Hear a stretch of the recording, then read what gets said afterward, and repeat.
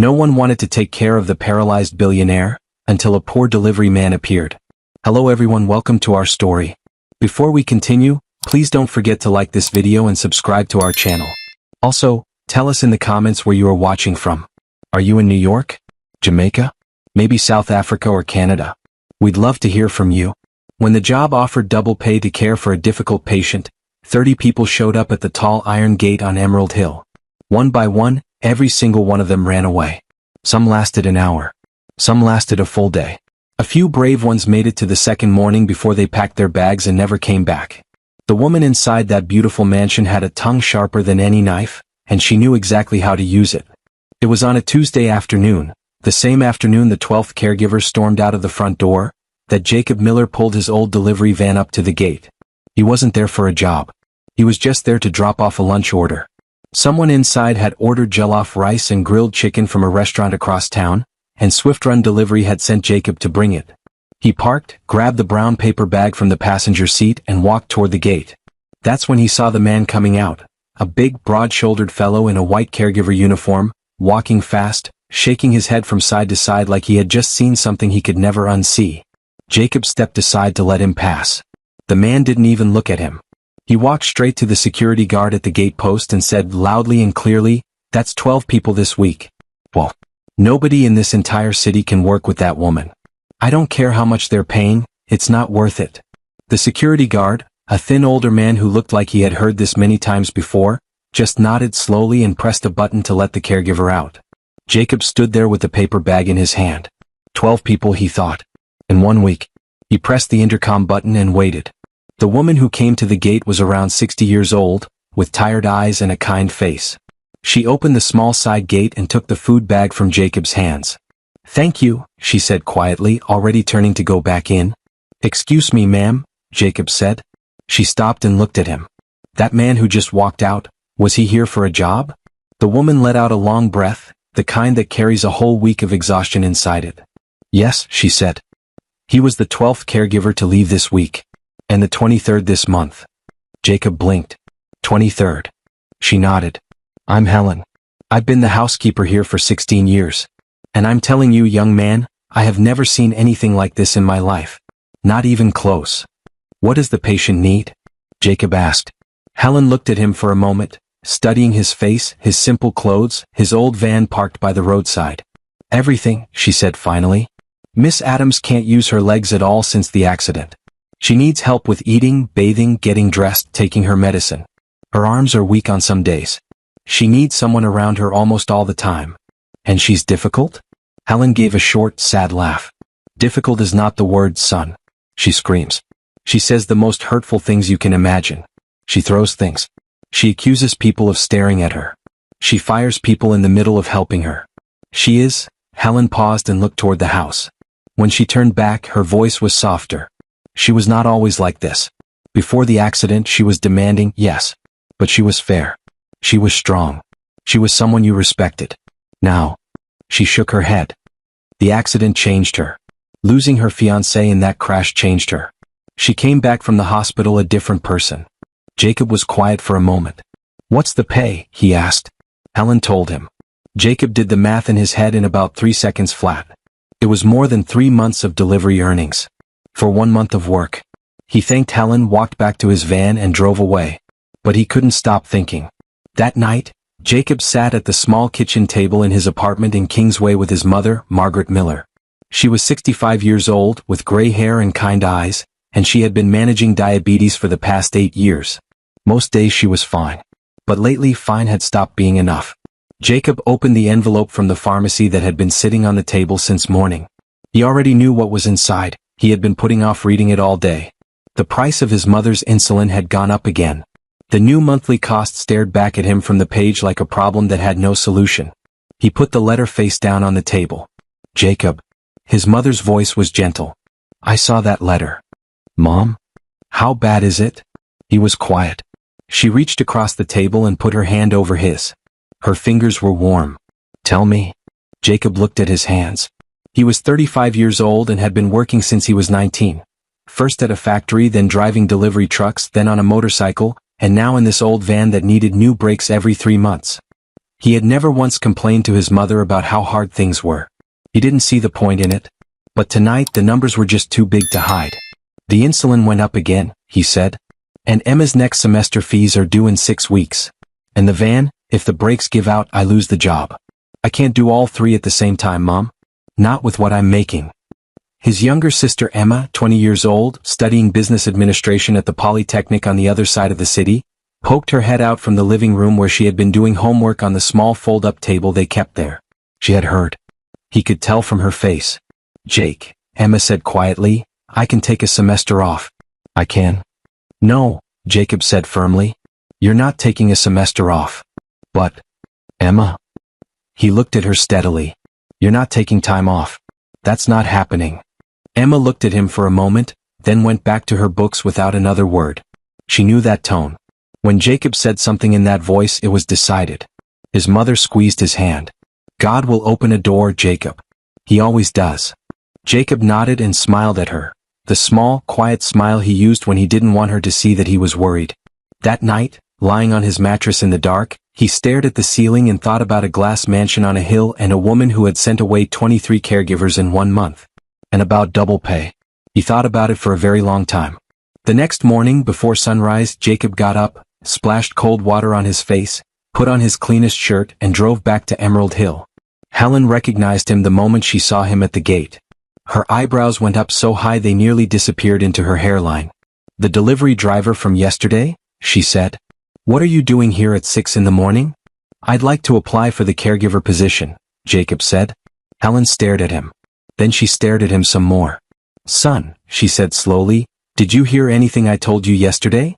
Yes, ma'am. Every word. 12 people. This week alone. I know. Trained nurses. People with certificates and years of experience. They didn't last. I know that too. Helen put her hands on her hips and looked at him the way a grandmother looks at a child who has just said something both foolish and brave at the same time. You have no medical training.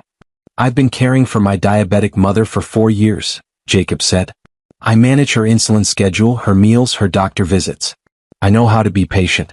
I don't give up easily. Helen was quiet for a long moment. She looked at him, really looked at him. His clothes were simple and a little worn at the edges. His van behind him was old and had a small dent on the passenger side. But his eyes were steady. Come. Like a man who had already considered every reason to walk away and decided to stay anyway. She let out a breath. Wait here, she said. She walked back through the wide front door of the mansion. Her footsteps echoed on the marble floor as she climbed the staircase to the second floor and knocked on the heavy wooden door at the end of the hall. Miss Adams, she called softly. There's a young man at the gate. He's asking about the caregiver position. Pause. Then a voice, cool and sharp as glass, came through the door. Another one? Fine. Send him up. Let's see how long this one takes to run. Helen came back downstairs, opened the gate and let Jacob through. As they walked up the long driveway together, she leaned close and whispered, I want you to know that I'm rooting for you. But please, be very careful with what you say in there. She looks for reasons to attack. Don't give her any. Jacob nodded. The inside of the mansion was exactly as he had imagined. Marble floors so shiny you could see yourself in them, a chandelier above the entrance hall that looked like it cost more than his entire apartment building, paintings in golden frames on every wall, a staircase with a deep red carpet running down the center. But Helen was right about one thing. It was cold in here. Not the kind of cold that comes from air conditioning, a different kind. The kind that comes from a house where people are too afraid to talk above a whisper. They climbed the staircase in silence. At the top, a long hallway stretched before them, and at the very end of it was a closed door. Helen knocked. She'll see you, she said. She gave Jacob one last look, part warning, part prayer, and then quickly walked back toward the stairs.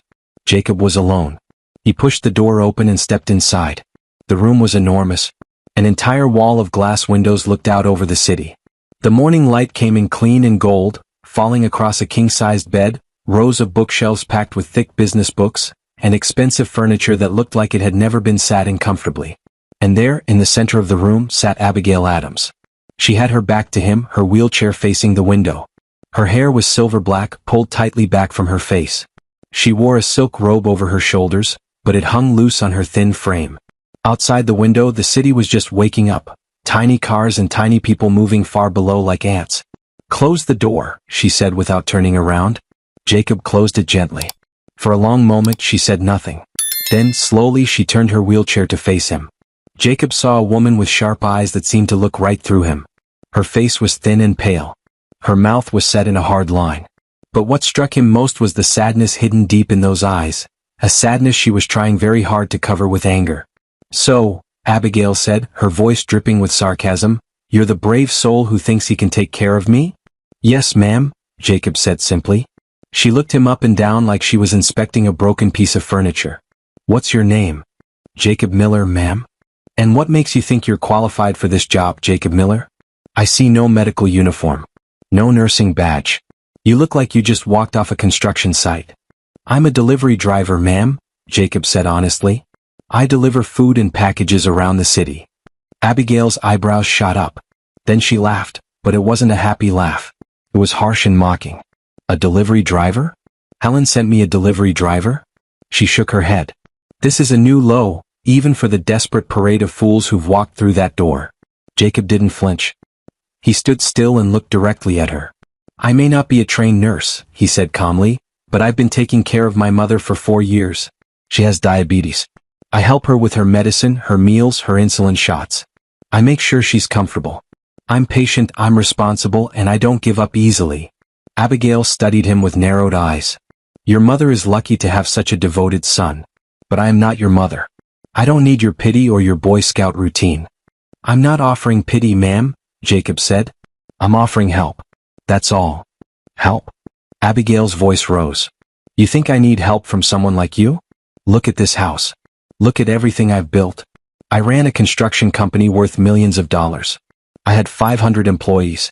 I designed buildings all over this state.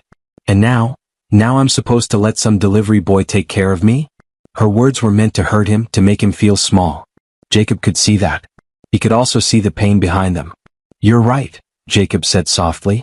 "You did build something amazing. Helen told me about your company. You were one of the most successful businesswomen in the whole state." Abigail blinked, surprised. She had expected him to argue or defend himself. Instead, he had agreed with her. "But ma'am," Jacob continued, "success isn't about what you used to be. It's about who you are right now, today. And right now, you need someone to help you. There's no shame in that." Abigail's face turned red with anger. "How dare you lecture me? You know nothing about my life. Nothing about what I've lost." "You're right," Jacob said again, his voice still calm. "I don't know what you've been through. But I do know what it's like to lose something important. I lost my job 4 years ago. I lost my father when I was 20. My mother lost her health. My sister almost had to quit college because we couldn't afford it. Life takes things from all of us, ma'am. Rich or poor, it doesn't matter." Abigail stared at him, speechless. No one had ever talked to her like this before. The other caregivers had either cowered in fear or argued back with anger. But this man, he was different. He wasn't afraid of her, but he wasn't disrespectful either. He was just honest. "Get out," Abigail finally said, but her voice was quieter now. "Ma'am?" "I said get out," she shouted. "You're dismissed. Go back to delivering your little packages and leave me alone." Jacob didn't move. "Ma'am, I came here because I need this job. My family is counting on me. But I also came because I think I can actually help you. Not because I pity you. Not because I think you're weak. But because everybody needs help sometimes. Even people who used to run million-dollar companies." Abigail's hands gripped the arms of her wheelchair so tight her knuckles turned white. "If you don't leave right now," she said through clenched teeth, "I will call security and have you thrown out." Jacob reached into his pocket and pulled out a small piece of paper. He walked over and placed it on the table next to her wheelchair. "That's my phone number," he said. "If you change your mind, call me. I'll be waiting." Then he turned and walked toward the door. "You're a fool," Abigail called after him. "Just like all the others." Jacob paused at the door and looked back at her. "Maybe," he said with a small smile. "But at least I'm a fool who doesn't run away." Then he left, closing the door softly behind him. Abigail sat alone in her room, staring at the piece of paper on the table. Her heart was beating fast. Her hands were shaking, not from weakness but from something else. Something she hadn't felt in a very long time. No one had ever stood up to her like that. No one had ever looked at her with such honest eyes and refused to be scared away. She reached for the paper and crumpled it in her fist. "Fool," she whispered again. But she didn't throw the paper away. Downstairs, Helen was waiting by the front door with a sad expression. "That was fast," she said when Jacob appeared. "I'm sorry, son. I knew it was a long shot." "It's okay," Jacob said. "Thank you for giving me a chance." He walked out to his van, got in, and sat there for a moment before starting the engine. He had really hoped this would work. The double pay would have solved so many problems. But as he drove away, something told him this wasn't over yet. He had driven about 10 minutes away from Emerald Hill when his phone rang. He didn't recognize the number at first. It was a long number, the kind that comes from a private line. He almost let it ring out. But some small, quiet feeling in his chest, made him pull the van over to the side of the road and pick up. "Hello?" Silence on the other end. For 3 full seconds, nothing. Then a voice. "Sure. Controlled." But with something underneath it that sounded almost like effort, like it was taking everything this person had just to make this one phone call. "This is Abigail Adams." Jacob sat up straight. "You left your number," she said. "I'm not calling because I've changed my mind. I want to make that very clear. I still think this is a terrible idea and you are almost certainly going to fail." Jacob said nothing. He waited. "But Helen is 60 years old and she has bad knees, and the agency has apparently blacklisted my address, and I have a doctor's appointment on Thursday that no one can take me to." Pause. "So, you can come. On a trial basis. 3 days. If you survive 3 days without doing something idiotic, we will talk about what happens next. Do you understand?" "Yes, ma'am," Jacob said. "Don't be late," she said. And then she hung up. Jacob held the phone in his hand for a moment. Then he let out a slow breath and looked out through the windshield at the road ahead. 3 days. He could do 3 days. He turned the van around and drove back toward Kingsway to pack a bag. He told his mother that evening while she was eating the small, careful dinner she always had, brown rice, steamed vegetables, no salt, the kind of meal that kept her blood sugar steady. He sat across from her and explained the situation as simply as he could. Margaret listened without interrupting. When he was done, she put down her fork. "How long will you be gone?" she asked.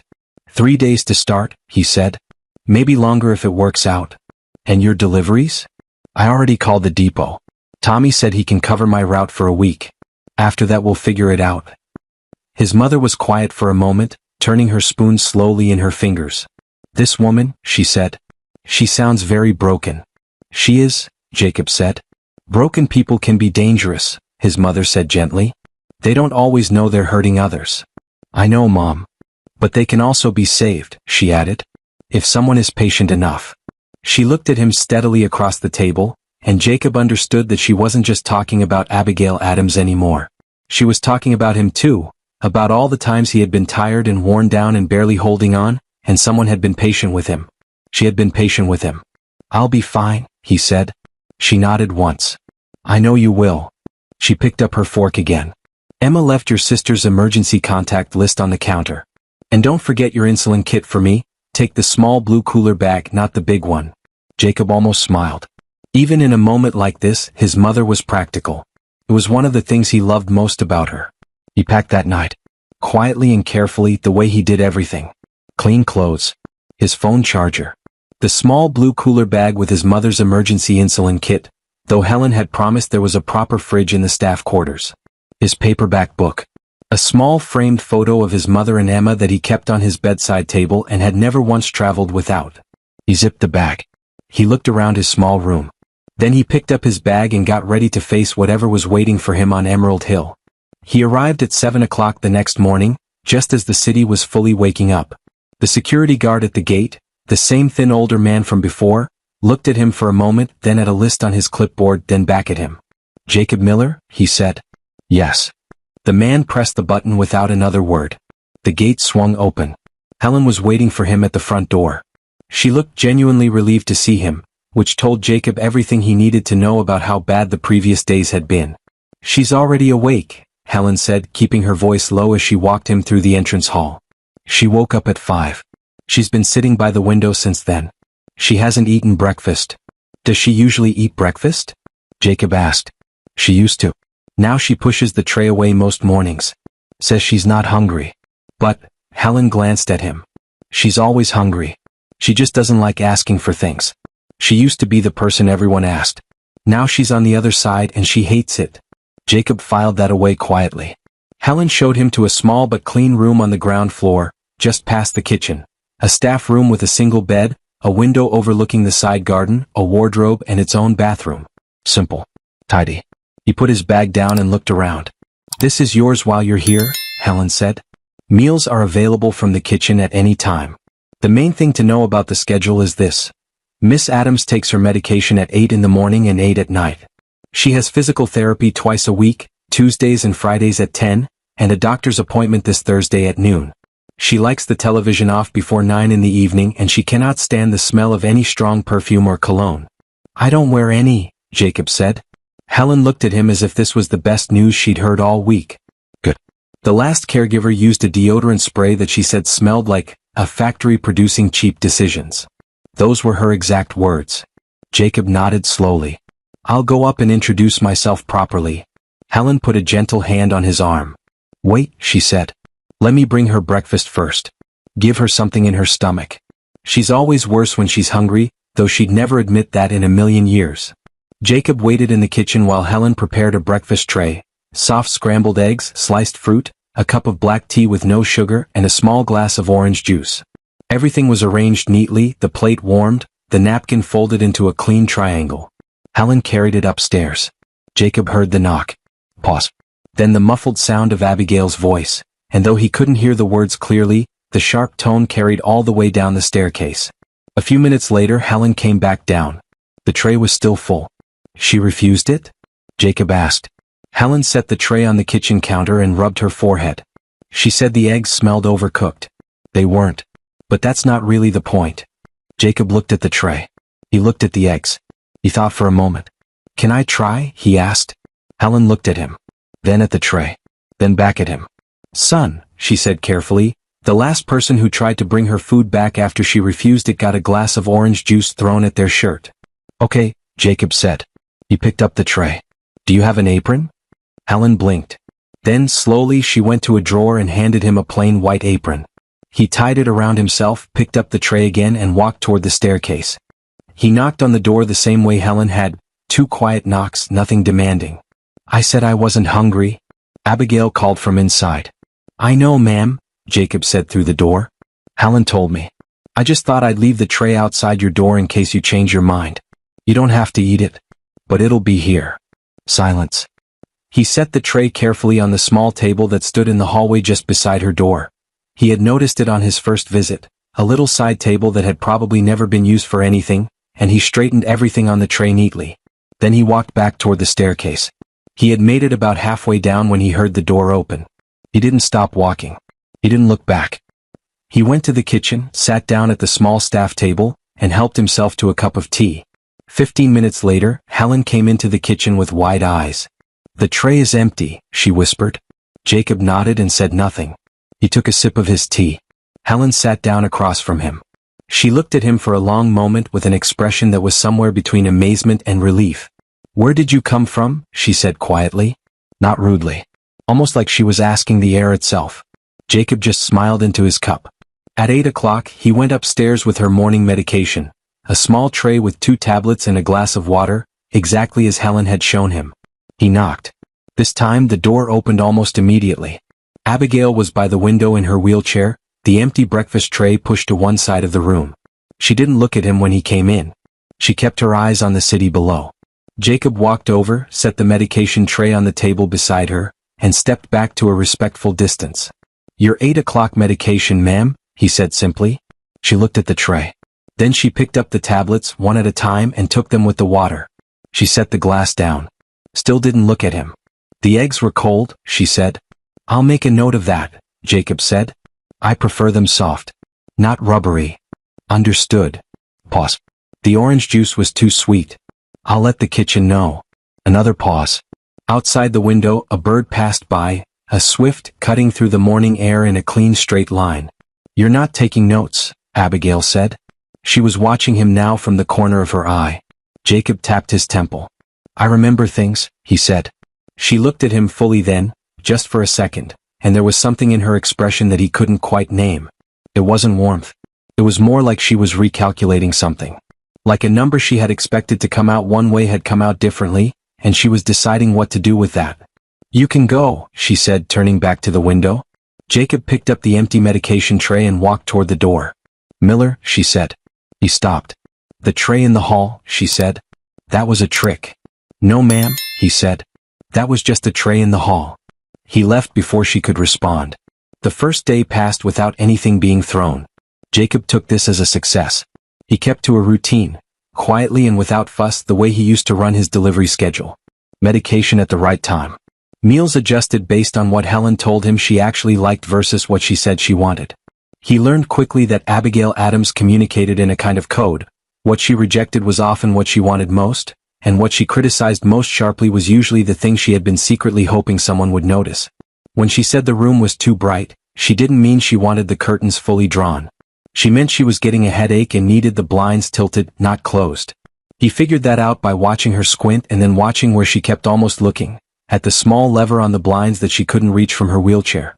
He adjusted the blinds without being asked, without making it a moment. He just did it and moved on. She said nothing.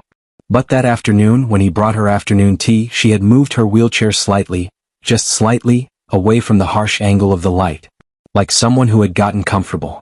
The second day she tested him properly. He had been expecting it. Helen had warned him in a whisper over breakfast that morning. She always waits for the second day. The first day she observes. The second day she attacks. It started at 9 in the morning. He came in to help her with her morning routine, the part he had been most careful about because it required helping her with things that were deeply personal, and he had read enough about caring for people with mobility difficulties to know that dignity mattered more than almost anything else.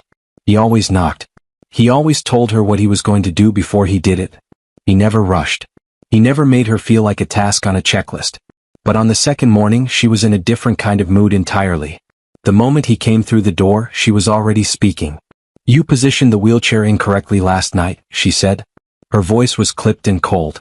"I specifically said I wanted it facing the east window in the evening, not the south window. Are you incapable of following simple directions?" Jacob thought back. He had positioned the wheelchair facing the window that caught the last of the evening light, the south window. He had done it because when he had glanced in the previous evening, she had been watching the sunset, and her face, just for a moment, had looked almost peaceful. He had not been told which window. Not specifically. But he didn't say that. "I'll remember east in the evenings," he said. "I apologize for the confusion." "Confusion?" she repeated, her voice rising. "It's not confusion. It's carelessness. I live in this wheelchair. This is my world now, this chair, this room, these windows. And I can't even rely on the people supposed to be helping me to get the most basic things right." Jacob said nothing. He began preparing the space for her morning routine, moving efficiently and quietly. "Are you listening to me?" she snapped. "Yes, ma'am," he said. "Then why aren't you responding?" "Because you're right," he said simply. "And I don't think arguing with something that's right is a good use of either of our time." She went quiet. He continued with his preparations. He heard her exhale behind him, a sharp, almost frustrated breath, like someone who had loaded a gun and found the target had moved. "You're very strange," she said finally. "I've been told," Jacob said. "The others argued back," she said. "Or they cried. Or they went silent in that pathetic way people go silent when they're about to quit." "I'm not going to quit, ma'am." "You don't know that." "I do actually," Jacob said, turning to face her. He looked at her steadily. "I made a decision when I walked back through that gate this morning. I'm seeing this through. Whatever that looks like." Abigail Adams stared at him. Something moved across her face, something complicated and quick that she covered almost immediately with her usual mask of cold authority. "Don't make promises you can't keep," she said quietly. "I don't," Jacob replied. The third day arrived the way difficult things often do, quietly without warning, wrapped inside what looked like an ordinary morning. Jacob was up before 6. He had slept lightly, the way he always did in unfamiliar places, one ear half open to the sounds of the house. He had learned the sounds of the mansion by now, the gentle hum of the air system, the way the floorboards on the second landing creaked at the third step, the distant sound of the city that floated up from below like a soft murmur. He got dressed, checked his phone. A message from Emma saying their mother had slept well and taken her morning insulin without any problems, and went to the kitchen to help Helen with breakfast. Helen was already there, moving around the kitchen with the slow, careful rhythm of someone whose knees hurt but who refused to say so. She looked up when Jacob came in. "You made it to day 3, she said. There was genuine warmth in her voice. "Still standing," Jacob said. Helen smiled, the kind of smile that had some sadness in it. The record before you was 4 days. A woman named Patricia. 19 years of nursing experience. She shook her head. Miss Adams told her that her hands smelled like hospital soap and that looking at her face was making the room feel smaller. Jacob was quiet for a moment. What did Patricia do? She left a very polite note in the kitchen, Helen said, and never came back. Jacob nodded slowly. He began slicing bread the way Helen had showed him. Thin, even cuts, the crust left on because Abigail had once said removing crust was something done for children and she was not a child. He thought about Patricia. He thought about all 23 of them. The nurses, the caregivers, the experienced professionals who had walked through that front door full of good intentions and walked back out empty-handed. He didn't judge any of them. He understood. There was a particular kind of exhaustion that came from being attacked by someone you were trying to help. It wore you down in a way that had nothing to do with physical tiredness. It got into a quieter place, into your sense of yourself, your belief that what you were doing mattered. The only reason it hadn't worn Jacob down yet was something he had figured out on the very first day. Abigail Adams wasn't attacking him. She was attacking her situation. He just happened to be standing in the room. Once he understood that, everything she said landed differently. The sharp words, the impossible standards, the constant testing, none of it was really about him. It was about a woman who had spent her entire adult life being in complete control of everything around her, and who had woken up one day to find that control was gone. Not reduced. Not limited. Gone. And the only tool she had left that still worked perfectly, her mind, her voice, her will, she was using like a shield. Jacob understood shields. He had carried his own for years. His was just quieter. He brought her breakfast at 7:30. She was already dressed. He had helped her with that an hour earlier, the same careful routine, the same respectful distance, the same calm explanations of each step before he took it. She had been quieter than usual during the process. Not softer exactly. Just quieter. Like a storm that was gathering rather than one that was passing. He set the tray down. Eggs, soft this time. He had stood over the pan himself and timed it carefully. Fresh orange juice, diluted slightly with water the way Helen had suggested after day one. Toast, thin crusts on. A small pot of tea. She looked at the tray. She looked at the eggs. She didn't say anything about them. She picked up her fork. Jacob took that as a victory and went to stand by the window at a respectful distance, ready to help if she needed anything, invisible if she didn't. They stayed like that in silence for a few minutes. Her eating, him standing, the city moving below them in the morning light. It was the most peaceful the room had felt since he arrived. Then her fork stopped. Sit down, she said. Jacob looked at her. There's a chair behind you, she said, not looking up from her plate. Sit in it. You hovering over there like a lamppost is making me anxious. He sat down. She continued eating. Another minute passed. How old are you? She asked. 35, ma'am. And you've been a delivery driver for how long? About 6 years. Different jobs before that. What kind of jobs? Factory work. Construction. A print shop for 2 years. She was quiet for a moment. And none of those paid enough. It wasn't a question. It was the observation of someone who had spent her career understanding how money moved and where it didn't. They paid, Jacob said. Just not enough for everything. For your mother's medication. Among other things. Abigail set her fork down and looked at him directly for the first time that morning. Helen told me about your mother, she said. I didn't ask her to. She volunteered it. I want you to know I don't make a habit of investigating the personal lives of people who work for me. I know, Jacob said. I'm telling you because, she stopped. She looked back at her plate. Because I want you to know that I'm aware you didn't take this job out of some noble desire to help me.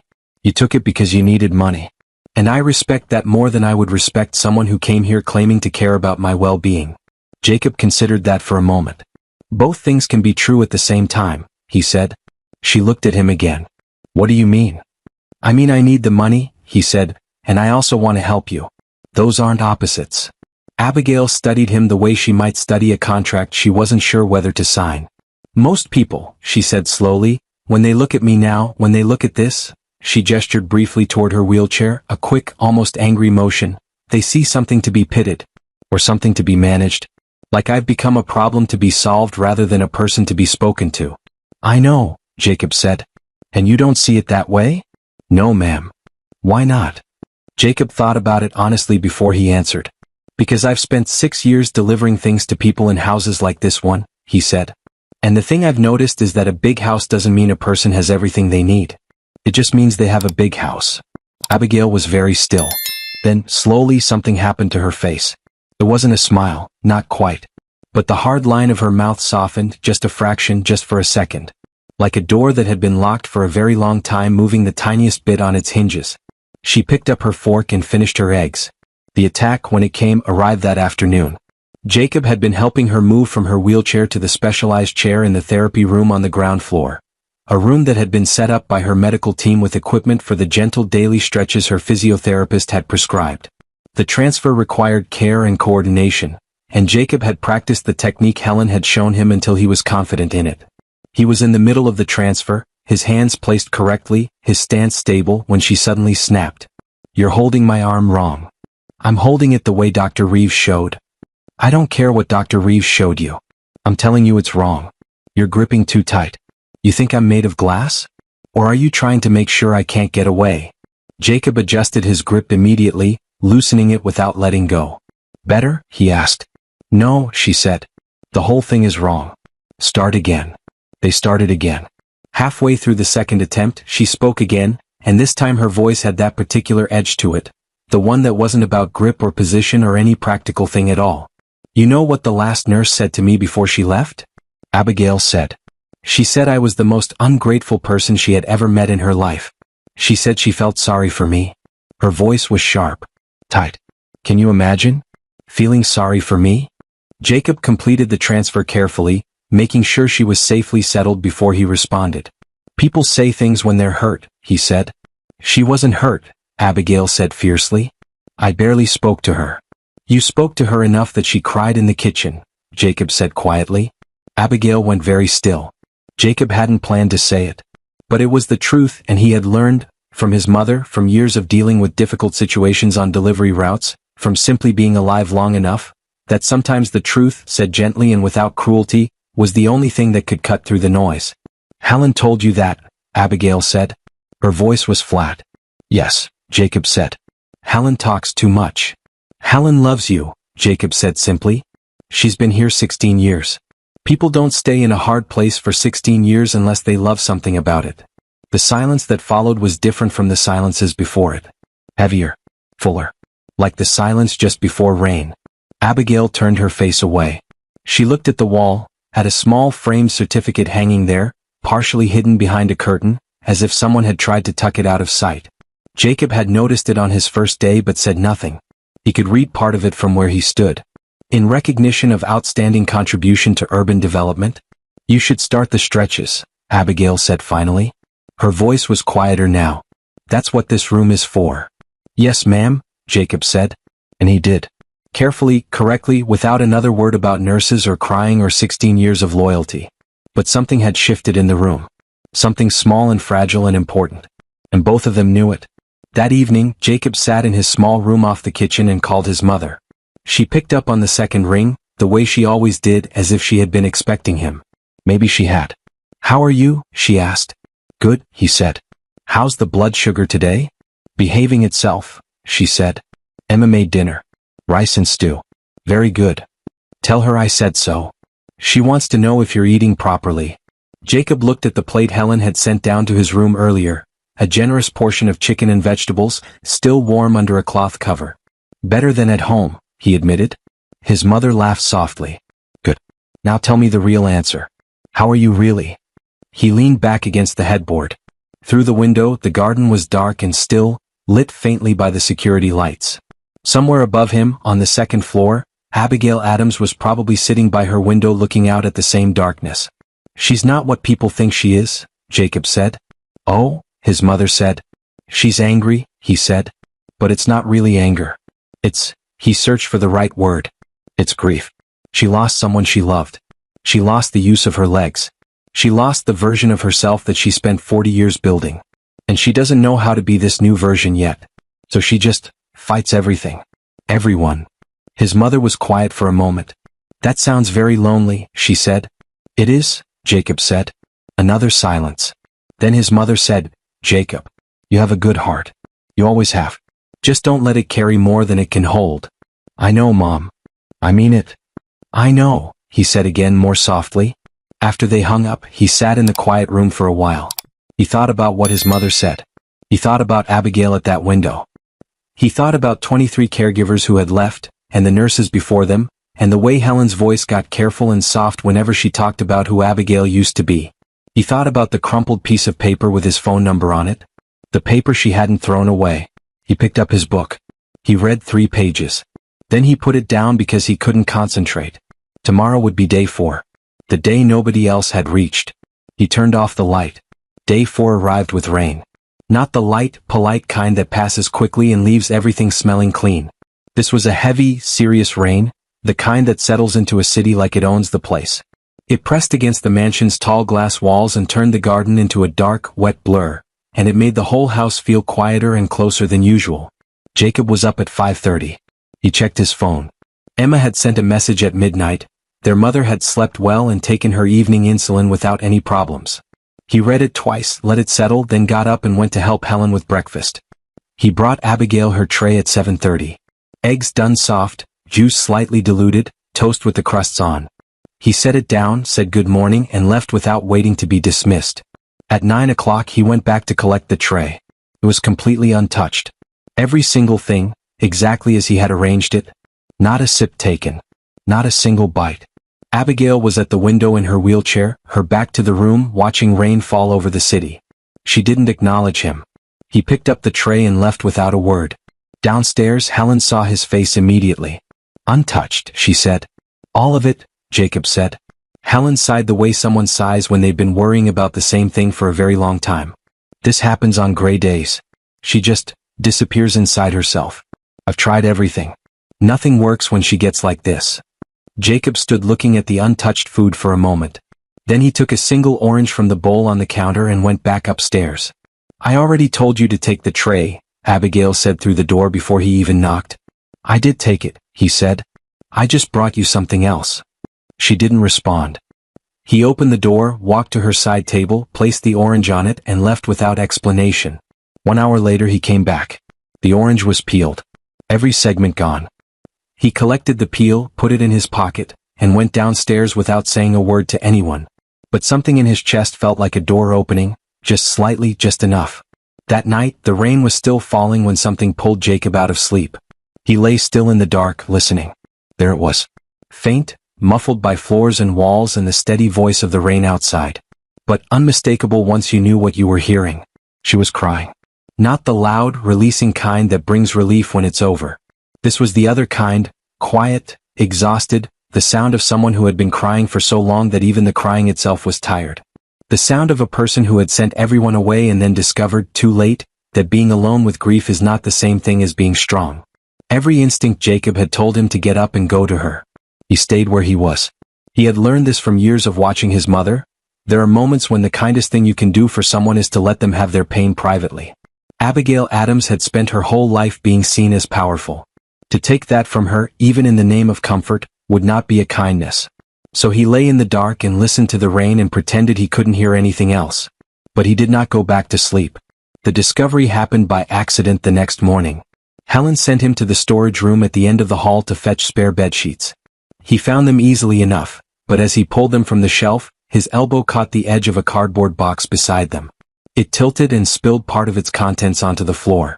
He crouched down to pick things up. And stopped. Spread across the floor in front of him were framed magazine covers. 5 of them. 6 more still inside the box. City Business Review. The Executive. National Property Magazine. Urban Development Today. And on every single cover, the same face. Younger. Sharper. Standing in front of buildings and boardroom windows with the quiet confidence of someone who had built something real and knew it. Abigail Adams. Before. He picked them up one by one. The headlines were the kind that were meant to be framed and hung on walls. The woman reshaping the city's skyline. The developer who changes how we live. Building the future. There were award plaques inside the box too. A heavy glass trophy with her name engraved at the base. Certificates in thick frames. And a loose photograph, unframed, slightly bent at one corner, of Abigail at what looked like a groundbreaking ceremony. Hard hat on her head. Shovel in her hands. Laughing at something someone just off camera had said. He had never seen her laugh. Not once. He put everything back carefully, picked up the sheets and left. But he carried what he had seen with him for the rest of that day. He thought about it while preparing her lunch. He thought about it while she snapped at Dennis over a 2-minute phone call. He thought about it while watching her sit by the window in the evening, perfectly still, looking at a city she used to move through like she owned it. And slowly, quietly, something became clear to him. She wasn't a difficult woman. She was a grieving one. Every sharp word, every thrown object, every impossible demand, it was armor. It was what happened when a person who had spent 40 years defining herself through strength suddenly found herself in a life where strength alone wasn't enough. Her anger was grief wearing the only costume it knew how to wear in a house like this. Jacob felt something settle inside him. Not pity. Something more useful than pity. Understanding. The storm arrived that evening without much warning.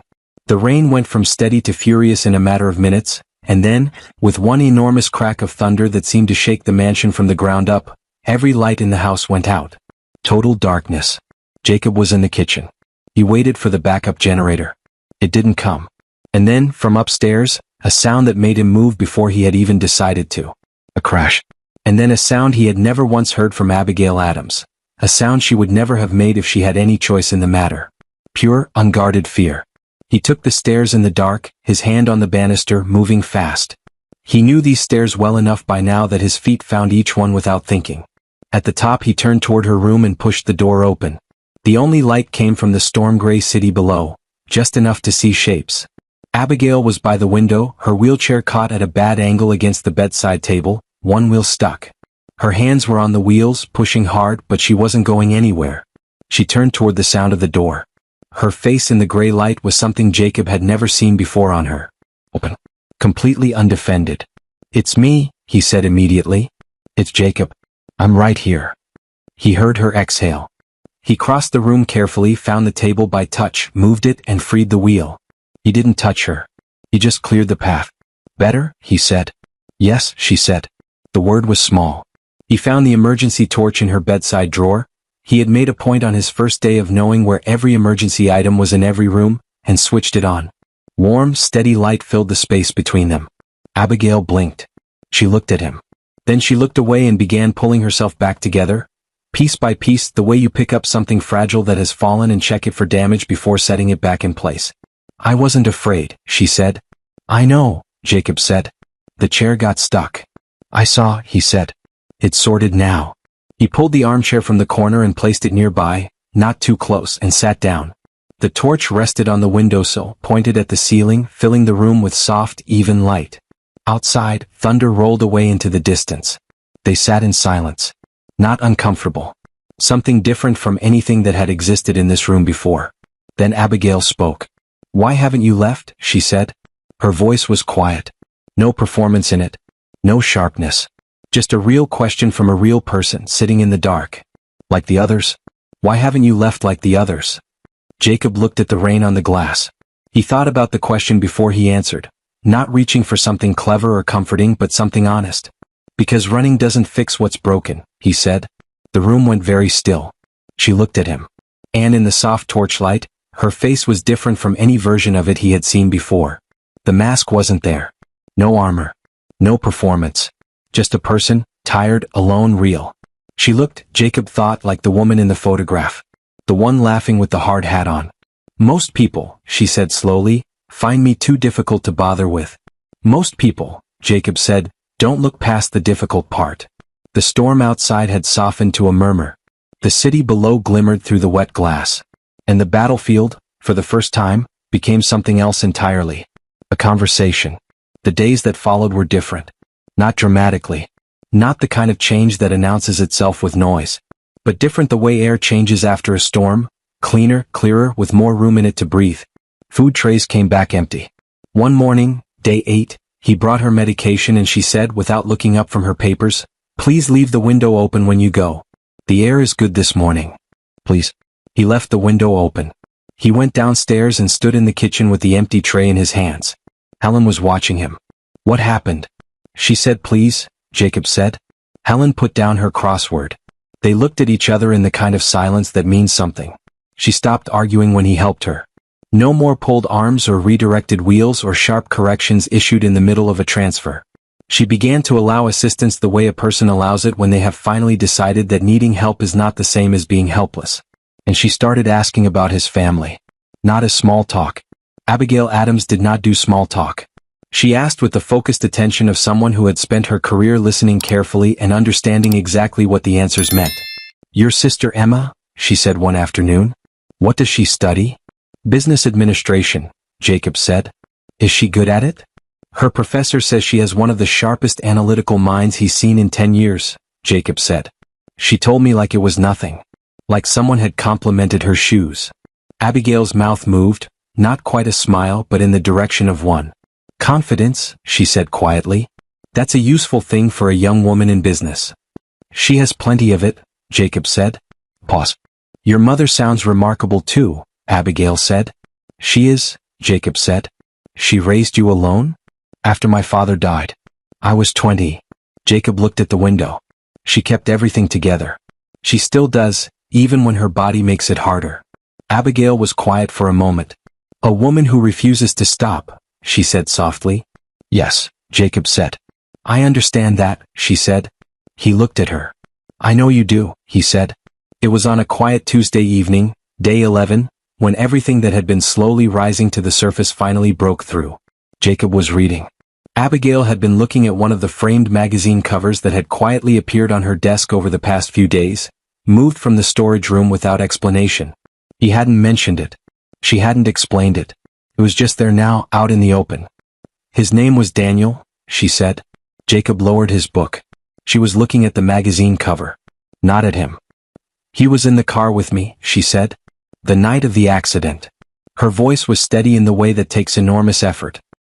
"He died before the ambulance arrived. I was unconscious. I didn't get to say anything to him." Jacob closed his book and said nothing. He gave her the space to continue. "We were supposed to get married the following April," she said. "The venue was already chosen. He had already given me the ring." She looked at her right hand, at the simple gold band Jacob had noticed before but never asked about. "I moved it to my right hand," she said quietly, "because I couldn't take it off. But wearing it on the left felt like pretending." She finally looked at Jacob. Her eyes were dry, but only through the kind of effort that comes from having cried so much in private that the daytime tears had all been used up. "Everyone tells me I'm lucky to be alive," she said. "My doctors. The people who send flowers." Her voice stayed perfectly even. "I know I'm supposed to agree. I know that's the right thing to feel." She paused. "But there are mornings when I look at this chair and I think, he is gone and I cannot even walk to the window by myself. And I think that you should have been the one who didn't survive," Jacob said. She looked at him sharply. Not with anger. With something far more fragile than anger. "Yes," she whispered. Jacob sat forward. "That's not true," he said. Not quickly. Not harshly. Just clearly, the way you say something you are completely certain of. "You don't know that." "I know that Daniel didn't choose what happened," Jacob said. "And I know that if it had been the other way around, if he had survived and you hadn't, you would not want him spending every day believing he was the one who deserved to live." Abigail looked away. "That's different," she said. "It's exactly the same," Jacob said gently. The room held the silence carefully. "I'm afraid," she said finally. So quietly he almost missed it beneath the sound of the city below. "Of what?" Jacob asked. "Of being seen," she said. "Like this." She looked at the wheelchair. "Before, I walked into every room first. I controlled how people saw me. Now I roll in and the first thing everyone sees is this. And I watch their faces change. I watch them recalculate who I am based on what I can no longer do."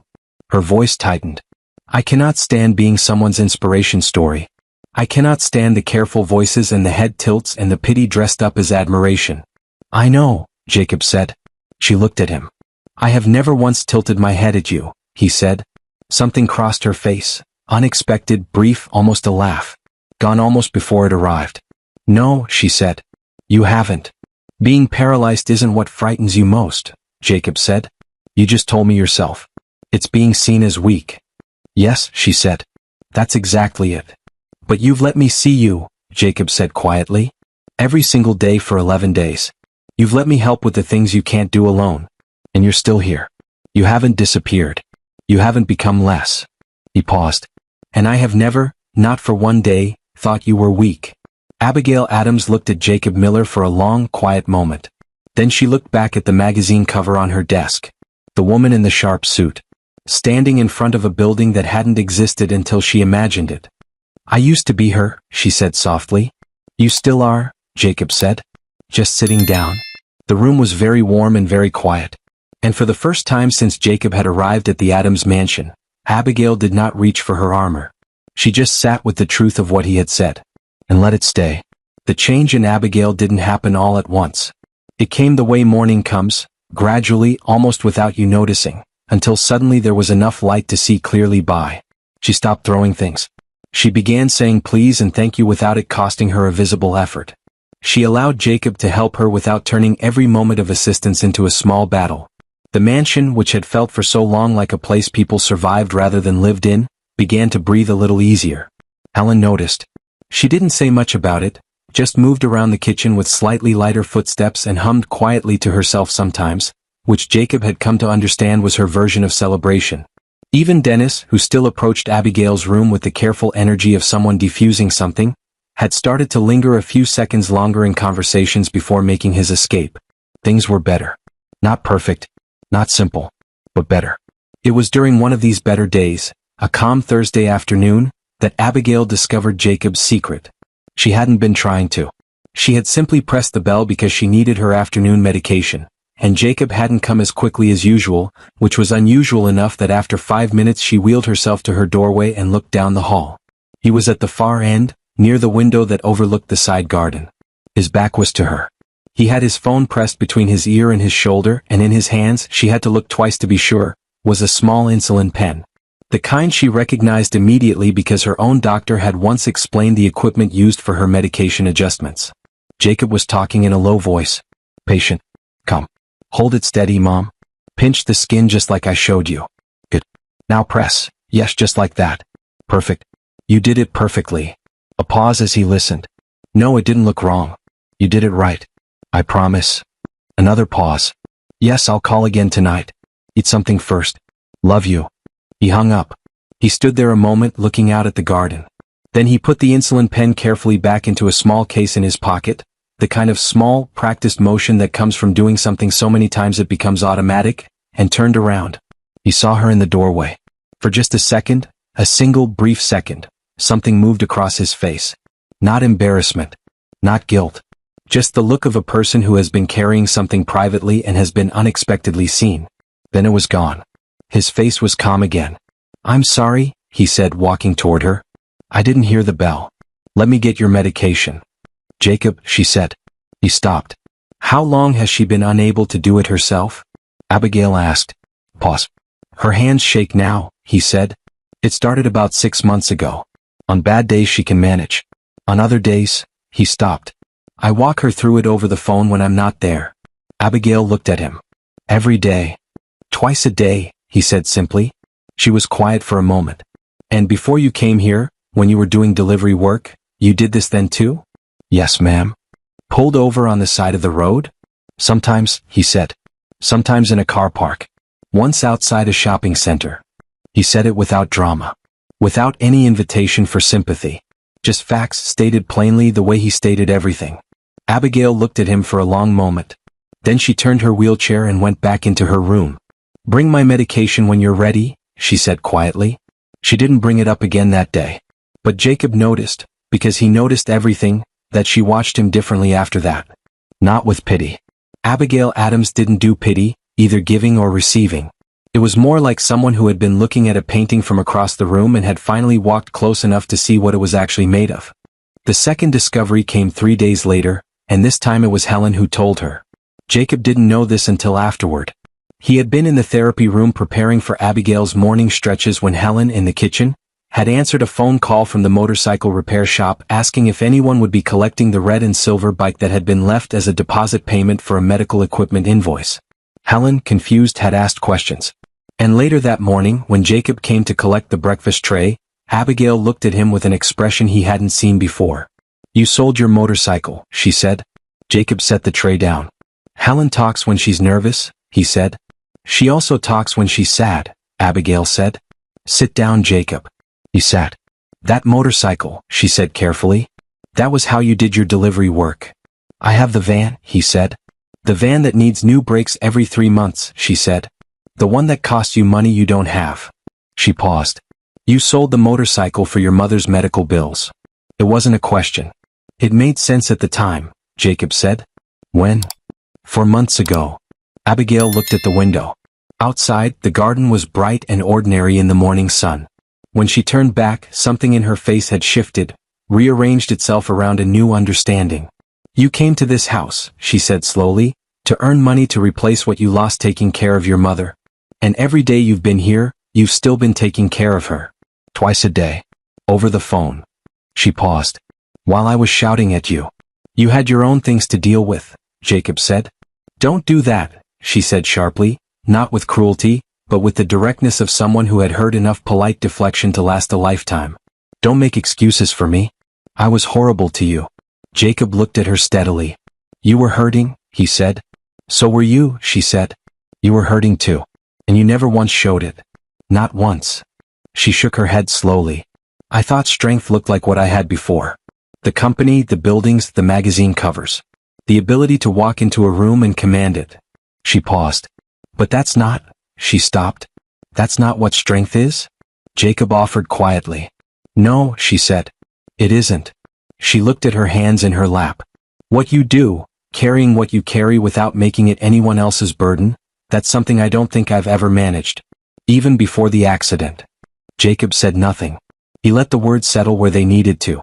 You should have told me, she said finally. About your mother. About the motorcycle. It wasn't your problem to carry, Jacob said.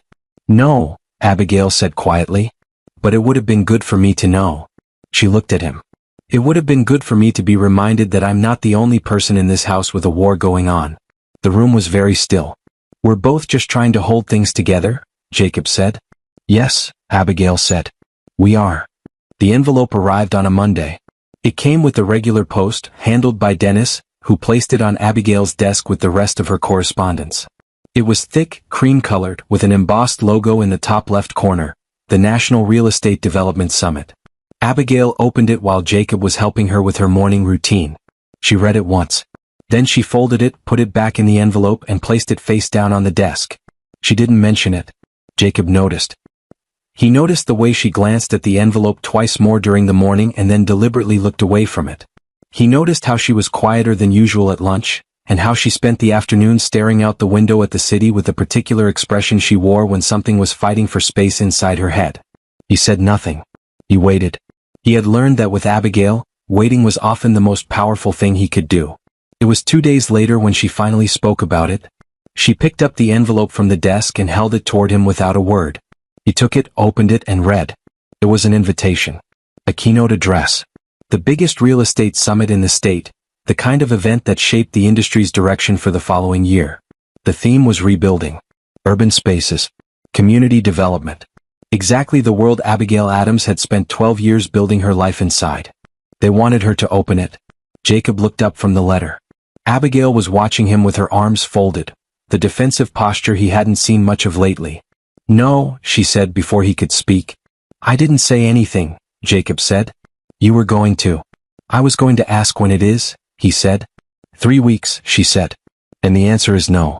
I'm not going. Why, he asked. She looked at him as if the answer was so obvious it barely deserved a response. Because I would have to go in this, she said, gesturing at the wheelchair.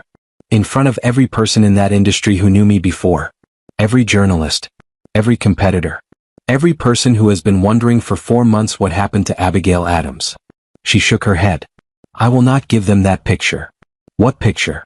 Jacob said. The wheelchair, she said. The helpless woman in the wheelchair.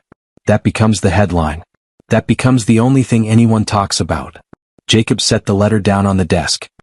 He was quiet for a moment, choosing his words carefully, not because he was afraid of her, but because this mattered too much to get wrong. Miss Adams, he said. Your legs stopped working. She looked at him. Your voice didn't, he said. The room was silent. Abigail stared at him. Her jaw was tight.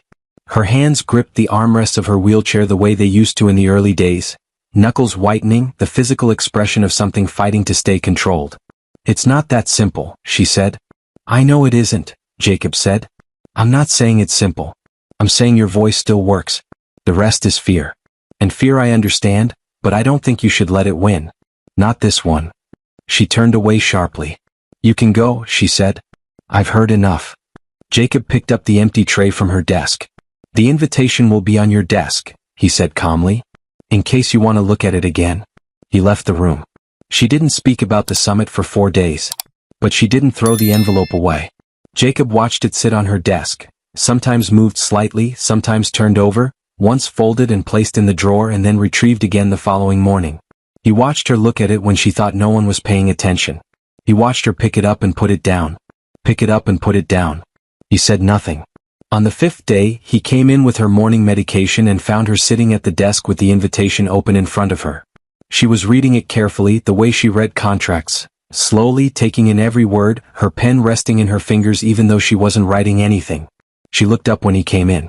If I went, she said, and the words were slow and deliberate, like someone stepping onto uncertain ground and testing each step before putting their full weight down, I would need someone with me. Someone I trust.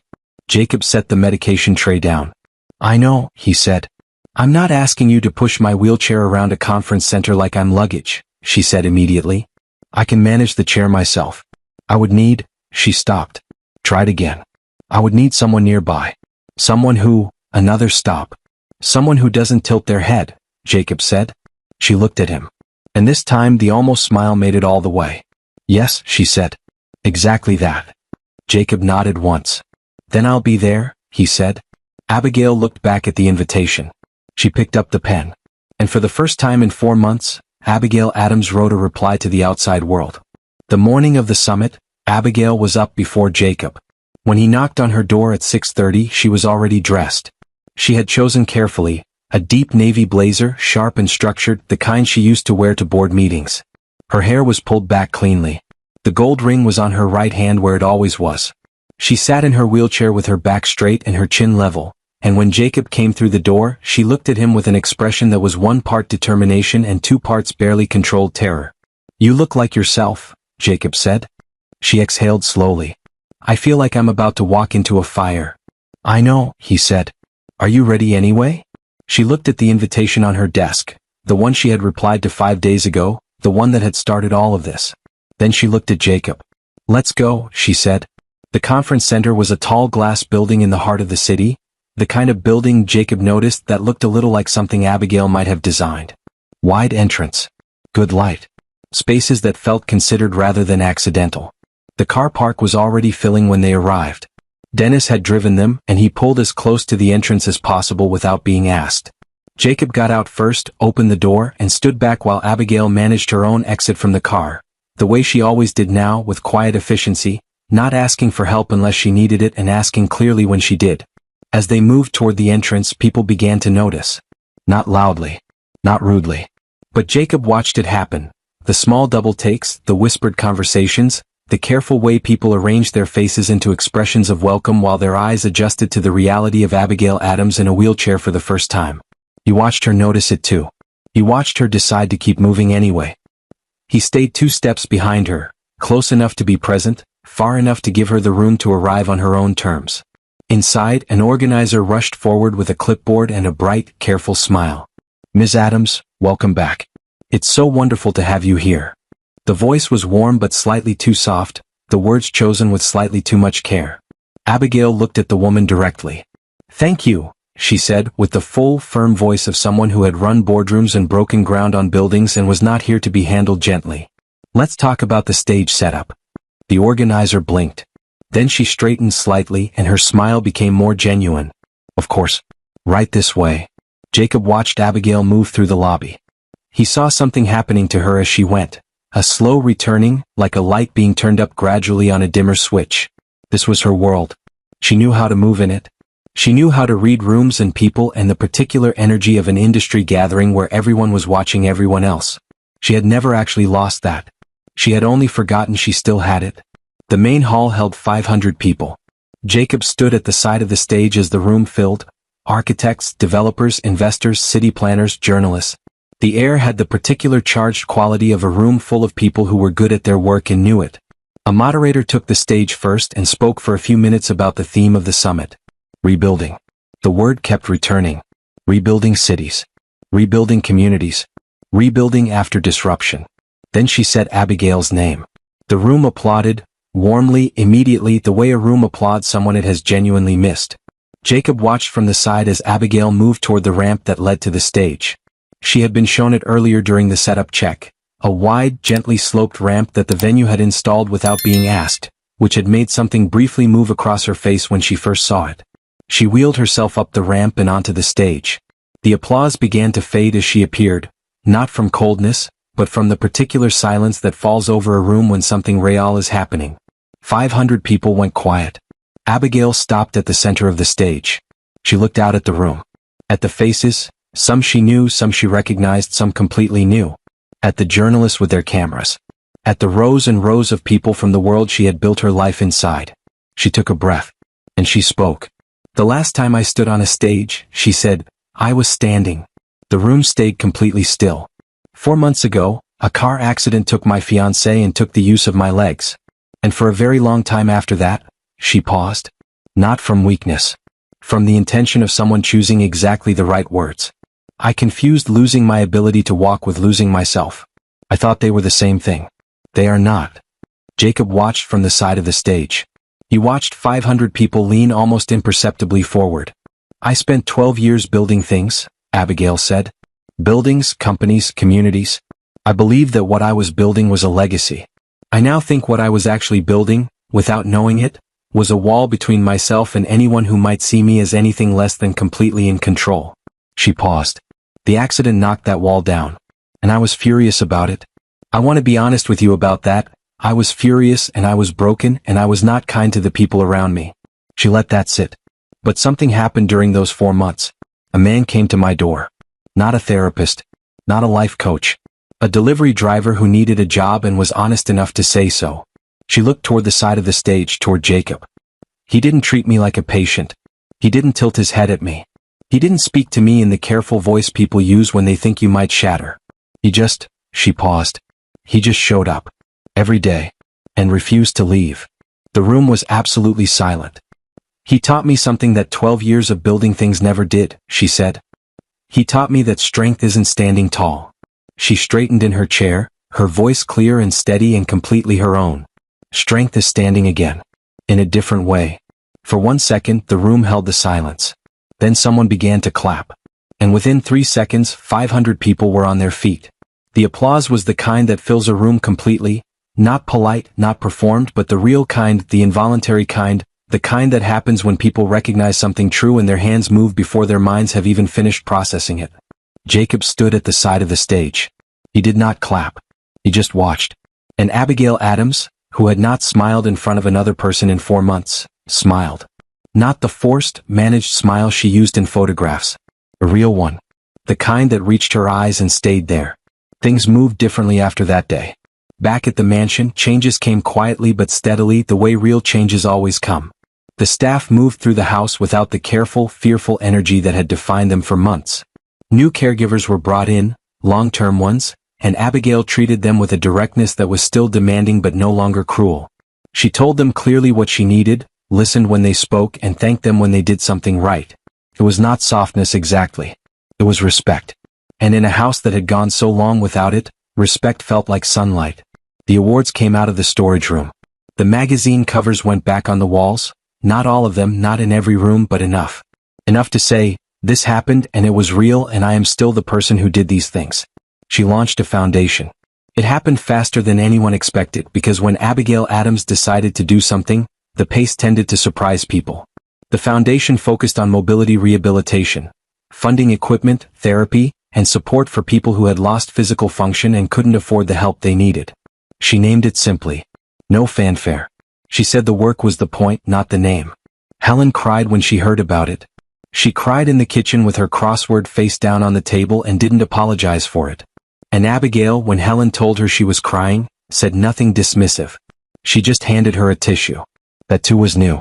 Jacob was packing his bag on a Thursday morning, 3 weeks after the summit, when Abigail asked him to come to the study. He found her at her desk with a folder open in front of her.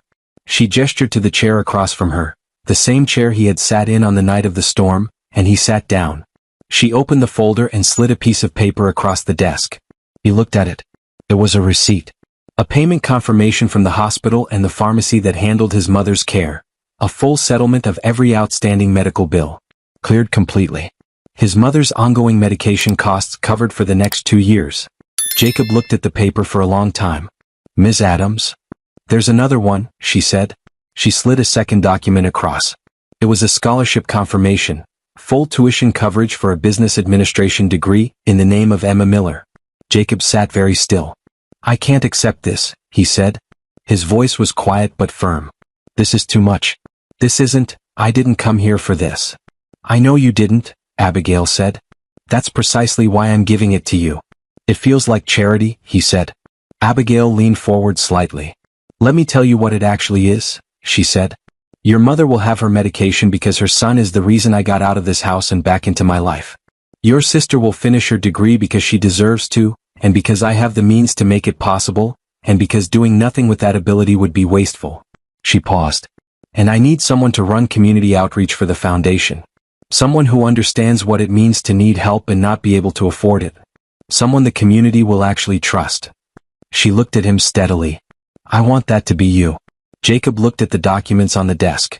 He thought about his mother walking him through the insulin pen over the phone. He thought about the motorcycle he had sold. He thought about Emma at her fold-up table doing homework at midnight. I'm a delivery driver, he said. You're the person who walked into the most difficult room in this city, Abigail said, and stayed until it became somewhere worth staying. She paused. That's the only qualification that matters for this job. Jacob was quiet for a long moment. It's not charity, she said. It's partnership. He looked at her. At the woman who had thrown a glass at a caregiver on her first day. At the woman who had cried alone in the dark for months. At the woman who had wheeled herself onto a stage in front of 500 people and told them the truth about who she was now. Okay, he said. Abigail nodded once, the way she nodded when something was decided and she was satisfied with the decision. She closed the folder. You start Monday, she said. A week later, Jacob was in the therapy room when he heard movement in the hall. He stepped out and stopped. At the far end of the corridor, Abigail was in her assisted standing frame, a piece of rehabilitation equipment her physiotherapist had introduced 2 weeks earlier. It was slow work, the therapist had explained. Difficult. Some days better than others. Today her therapist was beside her, hands ready but not touching. And Abigail was standing. Not easily. Not without effort. Her arms held the frame, her body working hard, her face set with concentration. But she was upright. Her feet were on the floor. She was standing. Jacob stayed where he was. He did not move closer. He did not speak. He simply stood at the end of the hall and watched, the way you watch something that doesn't need you to do anything except witness it. After a long moment, Abigail lifted her eyes and saw him there. She didn't say anything loudly. Didn't announce it. She just looked at him and her lips moved almost to herself in the quiet of the hallway. I'm not broken. Jacob heard it. He nodded once, slowly, the way you confirm something that was always true. She held the frame. She stayed upright. The morning light came through the tall window at the end of the hall and fell across the marble floor in a long, clean line. And the mansion that had once been ruled by silence and anger and grief, that house where 23 caregivers had walked out and no one had stayed, held something different now. It held purpose. It held two people who had each been carrying their own quiet war, who had met in the hardest possible way, and who had, without either of them planning it, made each other stronger.